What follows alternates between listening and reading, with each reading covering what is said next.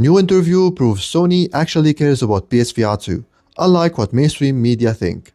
The boys are coming to PSVR 2. Hitman 4 confirmed. Huge IP returns at the Game Awards, Star Wars Knights of the Old Republic rumor, and more.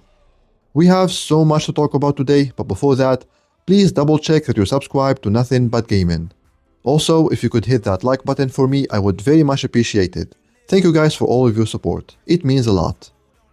Alright, let's talk PlayStation.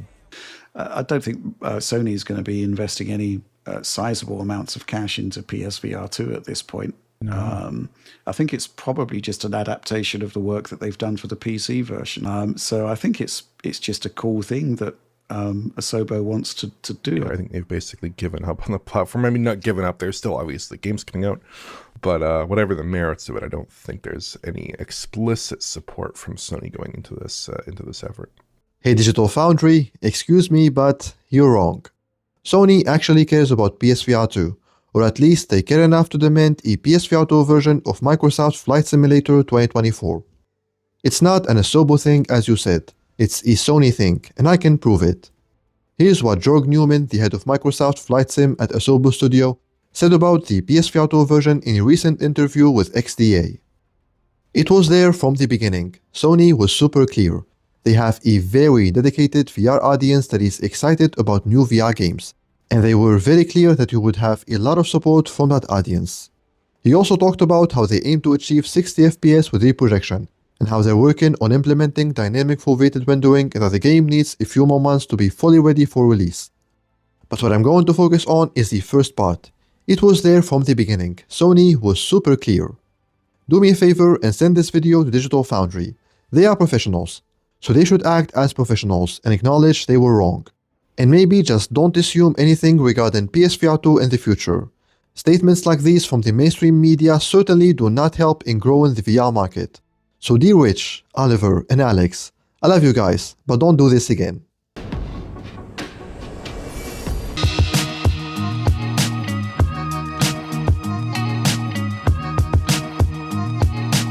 Lucas Costa's life detonates when the Armstrongs, a washed-up but still lethal family of both superheroes, turn a family outing into carnage.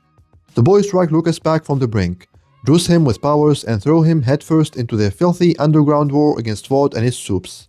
With Butcher and Mother's Milk guiding from the shadows, Lucas sets off on a no-mercy hunt to put the Armstrongs in the ground. The Boys is coming to PSVR 2 in 2026. It will feature brutal boss fights, familiar faces such as Butcher, Eminem, and Kimiko, and real voices from the original actors. The footage looks rough, I'm not gonna lie. Also, Sony Pictures Virtual Reality doesn't have a great track record when it comes to quality. But still, this is The Boys we're talking about, so we should definitely keep an eye out for this one.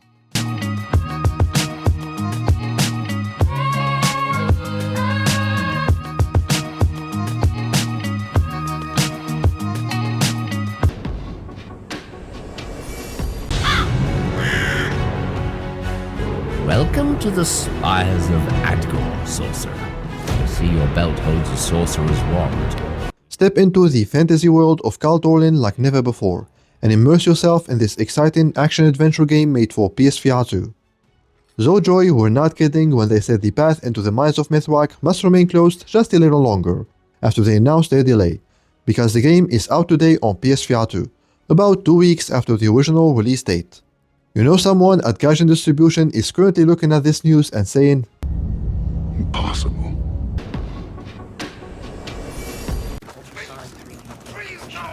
Ensure the right targets are taken. Ted Mendez, right? Hitman 4 unofficially revealed by IO Interactive CEO. What's the story here? Well, apparently the IO Interactive CEO did an interview with Variety recently and stated the following. So of course there will be more Hitman, but right now I think we need to get to the other side of this year, and next year you'll get more news about Hitman Co-op, because I think Co-op is a really good extension to the universe, and will introduce new interesting mechanics and combinations in World of Assassination. But we will after that be talking about the next Hitman, because of course there is going to be a next Hitman. So there you have it guys, you can expect IO Interactive to start talking about Hitman 4 towards the end of 2026, or in 2027, and maybe it will be a PS6 launch title.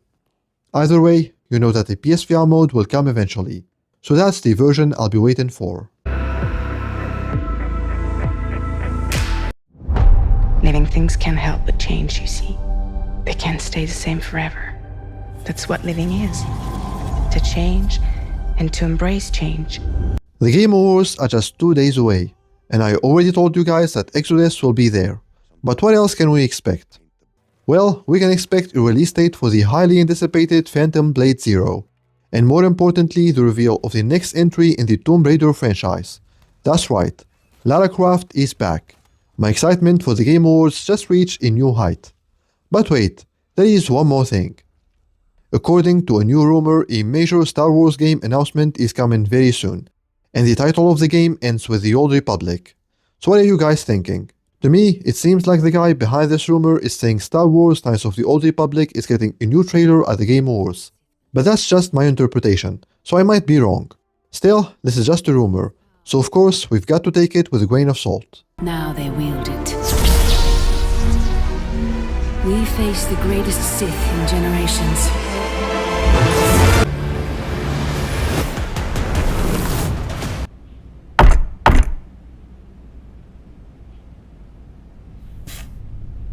During a new interview with Alan Webb, Hideo Kojima spoke about the challenges he is facing while developing OD.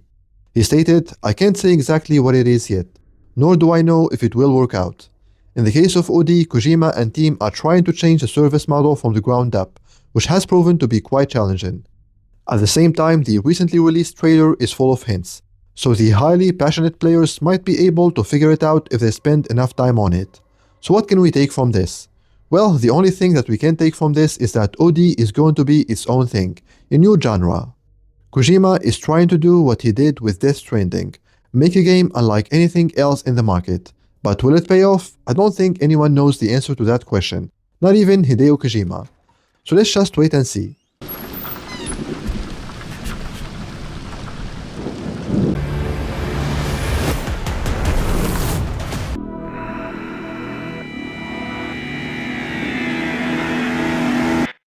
Before closing this video, I want to let you guys know that according to GST and Circana, the PS5 absolutely dominated the total Black Friday week hardware unit sales in both the US and the UK.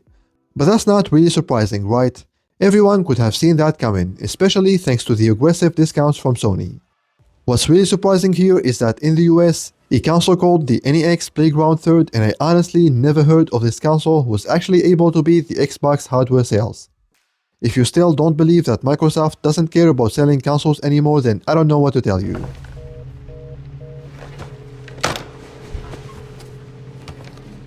And finally, I just wanted to share with you our first look at Leon Kennedy in Resident Evil Requiem. Nope, this is not fake. This is available now on the game's pre-download page on the PlayStation Store. So you can thank Sony for confirming what I suspected was going to happen at the Game Awards this Thursday. A new Resident Evil Requiem trailer featuring Leon as a main protagonist. Investigating all these strange deaths, huh?